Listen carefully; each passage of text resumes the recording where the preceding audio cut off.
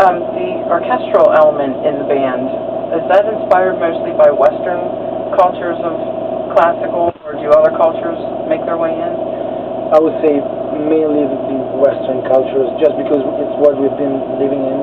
Of course, sometimes even casually, or maybe because you get inspiration from things that you don't even realize. It can happen that there are also little different elements into it.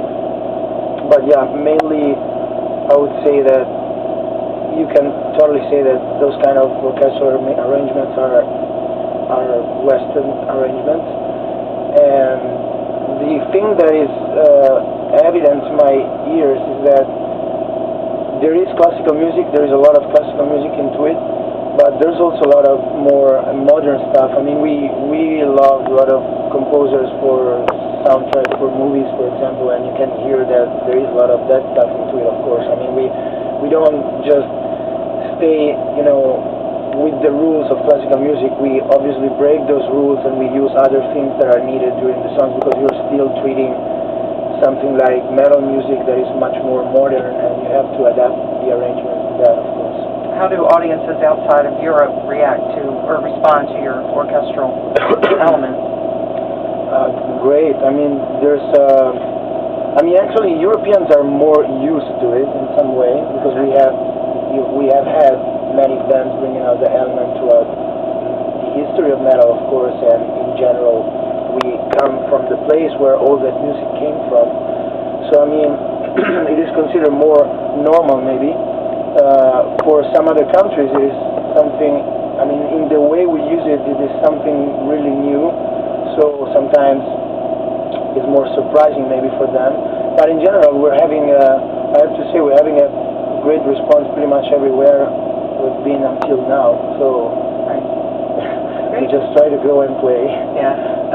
So for the new album, you've used what I would call virtual instrumentation for your orchestral elements. And I understand you'd like to work with an actual orchestra in the future. How do you think that would change the sound?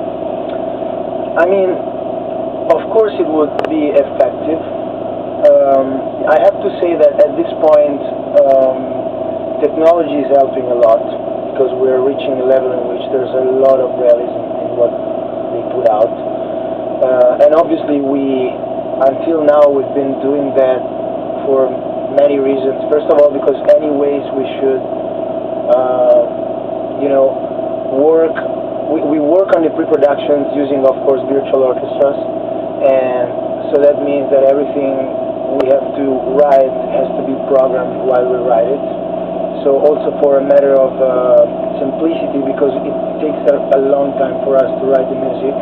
So sometimes it would be really hard also in this market to find the time to work on the real orchestra once we finish the pre-productions.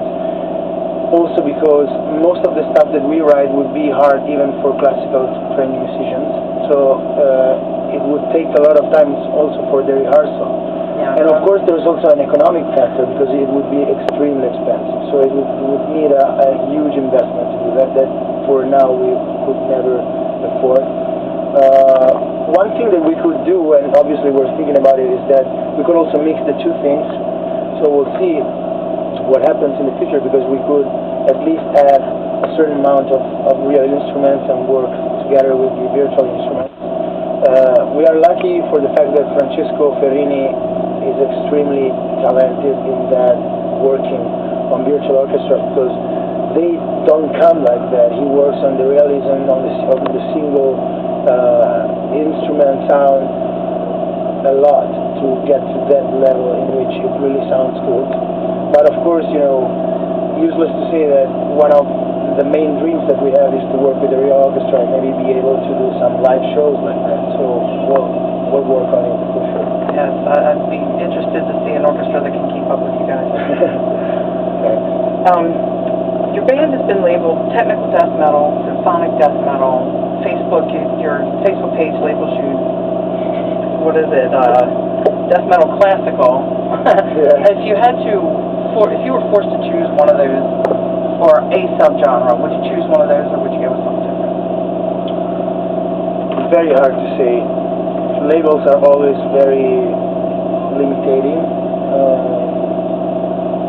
if I would have to use one, I would say probably symphonic extreme metal, because it's the most open way to say that. You can pick many things from different genres of metal music and classical music, and they would pretty much fit into it, because otherwise it would be, because as I said, there's a lot of death metal in what we do, I believe, but also because I know that what we write, so yeah, there is but still there's a lot of other stuff into it, so it would be too limiting to say just death metal or also just classical.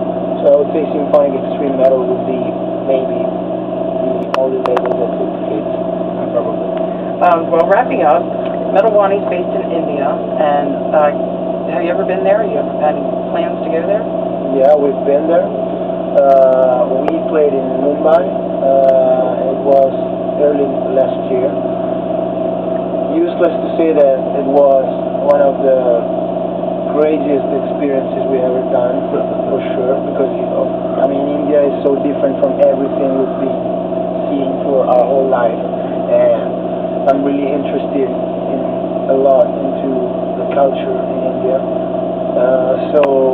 And that experience has been crazy on every level. It's been beautiful to be there, and the concert was amazing. So of course we're planning to go back. We're planning to go back to a lot of places. Yeah. So I think we have 2 years in front of us that will be pretty full. But yeah, for sure, because we really loved the first one, and we'll try for sure to make it happen again.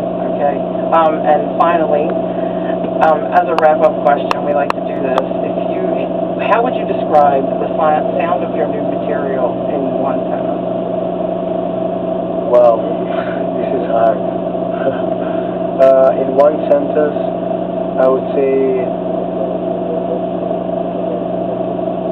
very, very dynamic music. That's Great. it. Works for me. Yeah.